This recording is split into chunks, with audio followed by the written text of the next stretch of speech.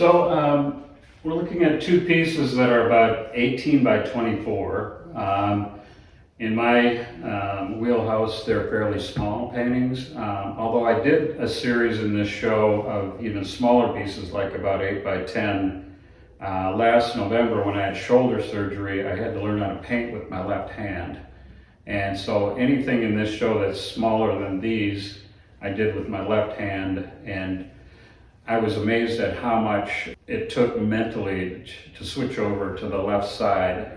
But once I did, it was like no problem. In this case, I was painting again with my right hand.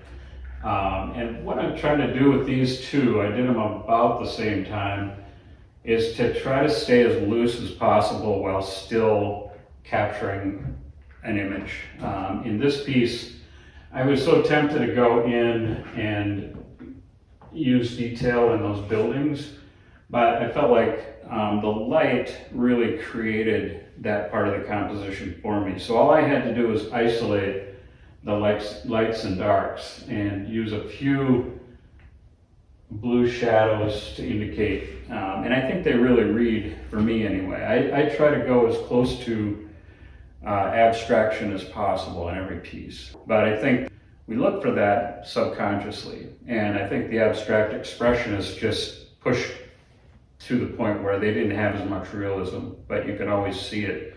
So in this case, I'm using very heavy brush strokes. Again, I was tempted to go in and refine, but I backed off to the point where it worked without much definition.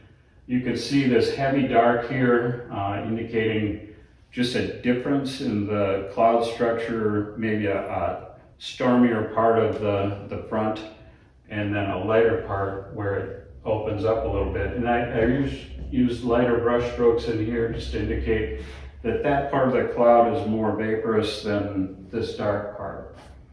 Now in this case, in this piece, if you see it in person, you will see up close a lot of heavy brush strokes. They tend to blend together if you're further away, and that's an element that I've tried to develop really ever since seeing John Singer Sargent. He used these massive brush strokes. When you saw it in a book, it looked like it was all refined and pulled together, but if you see it in a museum, there's paint splashing all over the place. So in my mind, I'm thinking of artists like that get away with a very loose paint application, but still create a sense of reality. And so that's the tension I'm always working with in terms of paint application.